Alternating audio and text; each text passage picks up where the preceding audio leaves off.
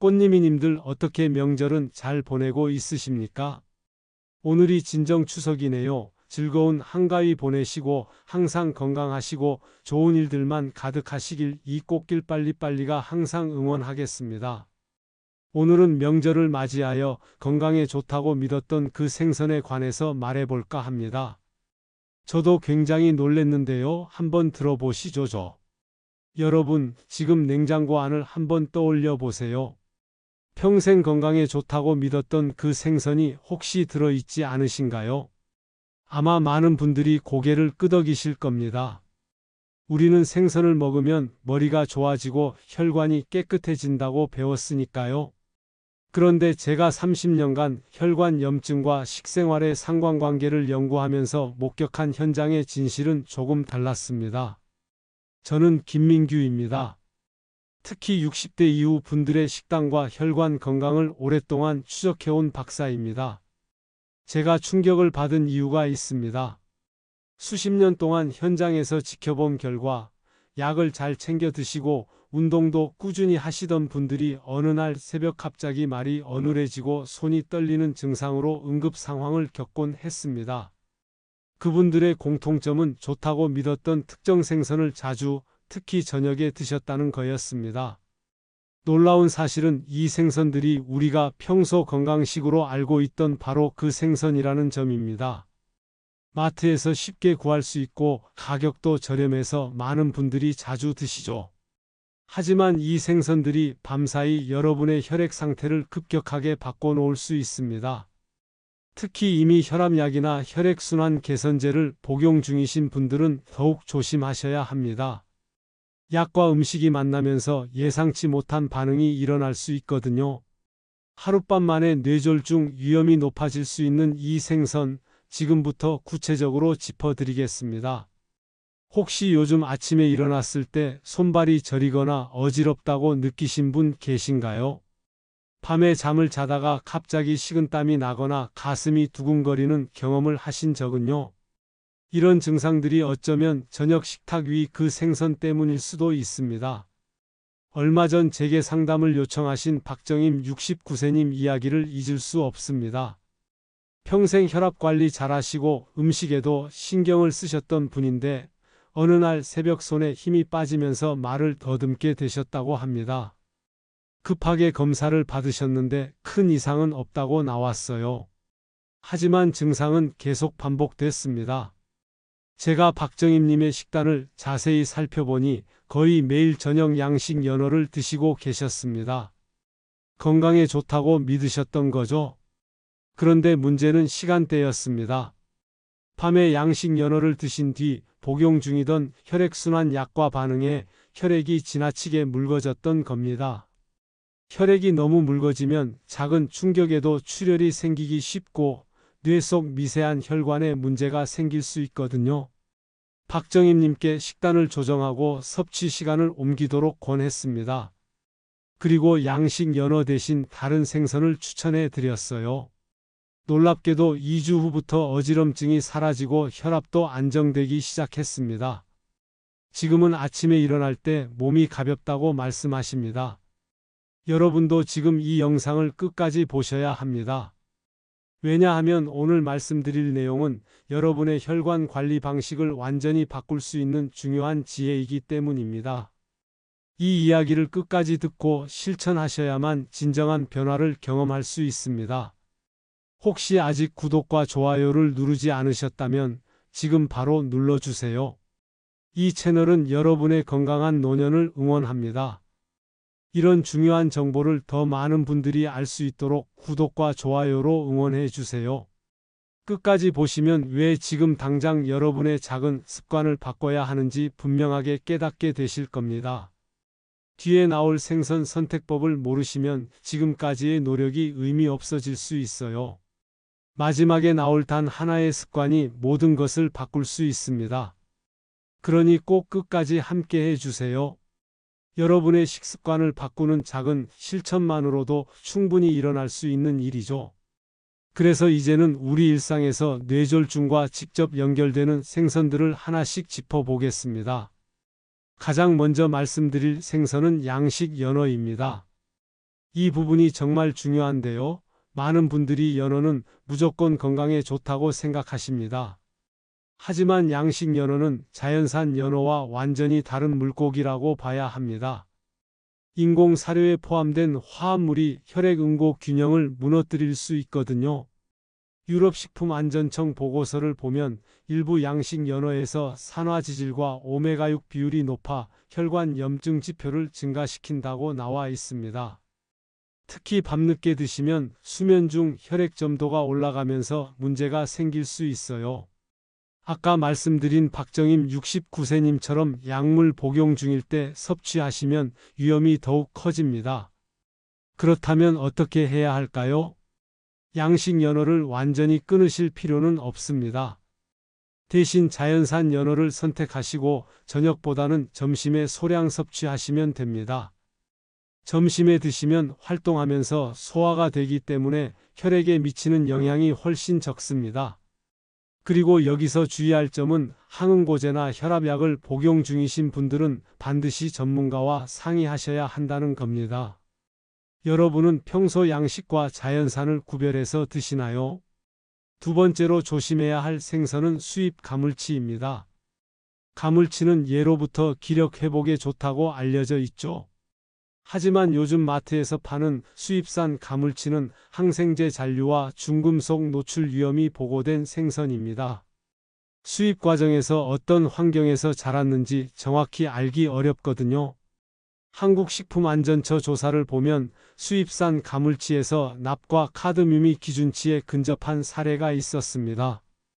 이런 중금속은 몸에 쌓이면 빠져나가기 어렵고 특히 신장과 간에 부담을 줍니다. 제가 만난 김순자 72세님은 가물치를 자주 드신 뒤 피로감이 심해지셨는데 국내산으로 바꾸고 나서 회복되셨어요. 그래서 가물치를 드실 때는 원산지를 꼭 확인하시고 가능하면 국내산으로 대체하세요. 냉동 제품은 해동 후 반드시 충분히 익히는 것이 좋습니다. 날것으로 드시거나 덜 익힌 상태로 드시면 기생충 위험도 있으니 조심하셔야 합니다. 여러분은 가물치를 얼마나 자주 드시나요? 세 번째는 대형 고등어입니다. 고등어 자체는 좋은 생선이에요. 하지만 크기가 문제입니다. 크기가 클수록 수은 농도가 높아집니다. 큰 물고기는 오래 살면서 먹이 사슬 상위에 있기 때문에 수은이 체내에 축적되거든요. 미국 식품의약국 자료를 보면 60세 이상 어르신들과 임산부에게 대형 고등어 섭취를 제한하도록 권고하고 있습니다. 수은은 신경계에 직접 영향을 미치기 때문에 기억력 저하, 손떨림, 시력 문제 등을 일으킬 수 있어요. 제가 상담한 이정호 68세님은 대형 고등어를 주 3회 섭취하다가 손떨림과 기억력 저하 증세가 나타나셨습니다. 그래서 고등어를 드실 때는 작은 크기의 고등어를 선택하시고 대서양 고등어나 국산 고등어를 드시는 게 좋습니다. 주 1회 이하로 드시고 한 번 섭취량은 100지 내외가 적정합니다. 손바닥 크기 정도라고 생각하시면 됩니다. 여러분은 고등어 구입할 때 크기나 종류를 구분하시나요? 네 번째로 주의해야 할 생선은 참치입니다. 참치캔은 간편하고 맛도 좋아서 많은 분들이 자주 드시죠. 하지만 큰 참치는 수은 농도가 높고 장기 섭취 시 신경계 손상 우려가 있습니다. 특히 통조림에 들어가는 참치는 대부분 큰 참치를 사용합니다. 세계보건기구 자료에 따르면 고령자의 체내 수은 축적은 기억력 저하와 직접 관련이 있다고 합니다. 수은이 뇌 속 신경세포를 서서히 손상시키기 때문이에요. 윤경자 75세님은 매일 참치캔을 드시다가 정기검진에서 수은 농도가 높게 측정되어 즉시 중단하셨습니다. 처음엔 왜 참치를 못 먹냐고 속상해 하셨지만 지금은 훨씬 건강해지셨어요. 참치를 완전히 끊으실 필요는 없습니다. 대신 라이트 참치로 바꾸시고 월 1회에서 2회로 제한하세요. 라이트 참치는 작은 참치를 사용해서 수은 함량이 낮습니다. 캔에 라이트 또는 청크라이트라고 표시되어 있으니 확인하시면 됩니다. 어린이나 고령자는 특히 주의하셔야 합니다. 여러분은 참치캔 얼마나 자주 드시나요? 마지막 5번째는 양식 틸라피아입니다. 틸라피아는 저렴하고 담백해서 최근 인기가 많아졌죠. 하지만 이 생선은 오메가6 비율이 높아 만성염증을 유발할 수 있습니다. 우리 몸에는 오메가3과 오메가6의 균형이 중요한데 틸라피아는 이 균형을 깨뜨립니다. 미국 노스캐롤라이나 대학교 연구를 보면 틸라피아의 오메가6 대 오메가3 비율은 11대 1 이상으로 염증 반응을 높인다고 나와 있습니다. 염증이 지속되면 혈관벽이 손상되고 혈전이 생기기 쉬워집니다. 강인호 66세님은 틸라피아를 자주 드시다가 관절통이 악화됐지만 정어리로 바꾼 뒤 호전되셨습니다. 정어리는 오메가3이 풍부해서 염증을 줄여주거든요. 그래서 틸라피아 대신 정어리나 명태, 연어를 선택하시는 걸 추천합니다. 가공된 수입 양식 생선은 원산지 표시 확인이 필수입니다. 원산지를 보면 어떤 환경에서 키워졌는지 대략 짐작할 수 있거든요. 여러분은 평소 생선 살 때 원산지 꼼꼼히 확인하시나요? 자, 이렇게 5가지 생선의 위험성을 알아봤습니다. 그렇다면 이제 궁금하실 겁니다. 도대체 뭘 먹어야 하냐고요? 이제 이렇게 위험한 생선 대신 무엇을 먹어야 하는지 구체적으로 살펴보겠습니다. 먼저 정어리부터 말씀드리겠습니다. 정어리는 비타민 D와 칼슘이 풍부하고 수은 함량이 낮은 아주 훌륭한 생선입니다. 작은 물고기라 수은이 축적될 시간이 없고 먹이사슬 하위에 있어서 오염 물질에 노출될 위험도 적습니다. 게다가 푯째 먹을 수 있어서 칼슘 보충에도 좋죠. 다만 통조림 정어리를 드실 때는 짠 것이 많으니 물로 한번 헹궈서 염도를 낮추시는 게 좋습니다. 나트륨이 너무 많으면 혈압이 올라갈 수 있거든요. 주 2회 한 번에 100g씩 섭취하시면 심혈관 건강에 큰 도움이 됩니다.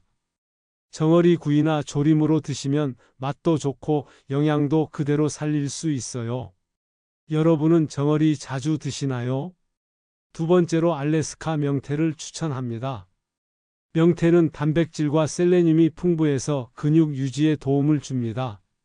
나이가 들면 근육이 자꾸 빠지는데 양질의 단백질을 꾸준히 섭취하시면 근육 손실을 막을 수 있습니다. 셀레늄은 항산화 작용을 해서 세포 노화를 늦춰주고요. 명태를 드실 때는 기름 없이 찌거나 구워야 영양 손실이 적습니다. 튀기거나 기름에 볶으면 좋은 성분이 파괴되고 칼로리만 높아져요. 주 2회 점심에 섭취하시는 걸 추천합니다. 명태국도 좋지만 명태찜이나 명태구이로도 드셔보세요. 양념을 강하게 하지 않고 담백하게 조리하시면 소화도 잘 되고 부담이 없습니다. 명태국 외에 다른 조리법으로 드셔보신 적 있나요? 세 번째는 자연산 연어입니다. 아까 양식 연어는 조심하라고 말씀드렸죠? 하지만 자연산 연어는 이야기가 다릅니다. 자연산 연어는 EPA와 DHA가 풍부해서 뇌세포 노화를 늦춥니다. 이 성분들은 뇌 속 신경 전달 물질을 원활하게 해주고 기억력 유지에 도움을 줍니다. 자연산 연어를 고르실 때는 양식과 구별하기 위해 라벨의 와일드 코트 표시나 자연산 표시를 확인하세요. 가격은 조금 비싸지만 건강을 생각하면 투자할 가치가 있습니다. 주 1회에서 2회 저녁 대신 점심 식사로 드시는 걸 권장합니다. 점심에 드시면 오후 활동하면서 소화가 되니까 혈액에 부담을 덜 주거든요. 여러분은 연어 드실 때 양식 여부 확인하시나요? 네 번째로 송어를 말씀드립니다. 송어는 트라우트라고도 하는데요. 칼륨과 비타민 B군이 풍부해서 혈압 균형 유지에 도움을 줍니다. 칼륨은 나트륨을 배출시켜서 혈압을 낮추는 작용을 하고 비타민 B군은 에너지 대사를 도와서 피로를 덜어줍니다. 송어를 드실 때는 너무 짜게 양념하지 마시고 허브나 레몬으로 간을 대체하세요. 로즈마리나 타임 같은 허브는 향도 좋고 항산화 성분도 들어있어서 건강에 이롭습니다. 구이나 찜 형태로 섭취하시면 소화가 잘 됩니다. 기름에 튀기지 마시고 오븐에 굽거나 찜기에 쪄서 드세요. 송어를 식탁에서 자주 만나 보셨나요? 5번째로 고등어 이야기를 다시 한번 하겠습니다. 아까 대형 고등어는 조심하라고 했죠? 하지만 작은 고등어는 정말 좋은 생선입니다. 국산 고등어나 대서양 고등어 중에서 손바닥 크기 정도의 작은 것을 선택하세요. 작은 고등어는 수은 걱정 없이 오메가3을 충분히 섭취할 수 있습니다. 고등어를 드실 때는 구이보다 조림이나 찜으로 드시면 더 건강합니다. 구울 때 너무 태우면 발암 물질이 생길 수 있거든요. 약한 불에서 천천히 익히거나 찜기에 쪄서 드시면 안전합니다. 주 1회 점심에 드시는 걸 추천합니다. 6번째로 갈치를 추천합니다. 갈치는 비타민 O와 D가 풍부해서 눈 건강과 뼈 건강에 좋습니다. 특히 겨울철 햇빛을 덜 쬐시는 분들은 비타민 D가 부족하기 쉬운데 갈치를 드시면 보충할 수 있어요. 갈치는 살이 부드러워서 소화도 잘 되고 씹기도 편합니다. 갈치를 조리할 때는 양념을 세게 하지 마시고 간장 양념이나 소금구이로 간단하게 드세요.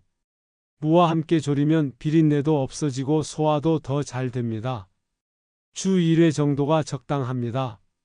7번째는 동태입니다. 동태는 명태를 얼렸다 녹인 건데요. 단백질이 풍부하고 지방이 적어서 다이어트 중이신 분들에게도 좋습니다. 콜레스테롤 걱정도 덜하고 소화도 잘 돼서 속이 편합니다. 동태찌개나 동태전으로 드시면 맛도 좋고 영양도 챙길 수 있습니다. 다만 국물을 너무 짜게 하지 마시고 채소를 많이 넣어서 드세요. 배추나 무, 미나리 같은 채소를 듬뿍 넣으면 국물이 시원하고 영양 균형도 맞습니다. 8번째로 멸치를 빼놓을 수 없습니다. 멸치는 칼슘의 보고죠. 뼈째 먹을 수 있어서 칼슘 흡수율도 높고 작은 생선이라 수은 걱정도 없습니다. 매일 아침 멸치 몇 마리씩 드시면 골다공증 예방에 큰 도움이 됩니다. 멸치는 볶음이나 국물용으로 다양하게 활용할 수 있습니다. 다만 시중에 파는 멸치볶음은 설탕과 조미료가 많이 들어가니까 집에서 직접 볶으실 때는 올리고당이나 꿀로 살짝만 단맛을 내세요. 견과류와 함께 볶으면 고소하고 영양도 더 좋아집니다. 이렇게 8가지 안전하고 좋은 생선을 알아봤습니다. 이제 정리하면서 오늘의 핵심 메시지를 되짚어 보겠습니다. 오늘 보셨듯이 생선은 무조건 건강식이 아닙니다. 같은 생선이라도 어떤 것을 선택하느냐, 언제 먹느냐, 얼마나 먹느냐에 따라 독이 될 수도 있고 약이 될 수도 있습니다. 잘못된 선택은 혈관을 피로하게 만들고 올바른 선택은 뇌를 젊게 유지시킵니다. 양식 연어, 수입 가물치, 대형 고등어, 참치, 양식 틸라피아 같은 위험한 생선들을 자주 먹을수록 혈액은 점점 탁해지고 혈압 변동이 커집니다. 특히 밤에 드시면 수면 중 혈액 점도가 높아지면서 뇌졸중 위험이 급격히 올라갈 수 있어요. 아침에 일어났을 때 어지럽거나 손발이 저린다면 바로 이 생선들 때문일 가능성이 큽니다.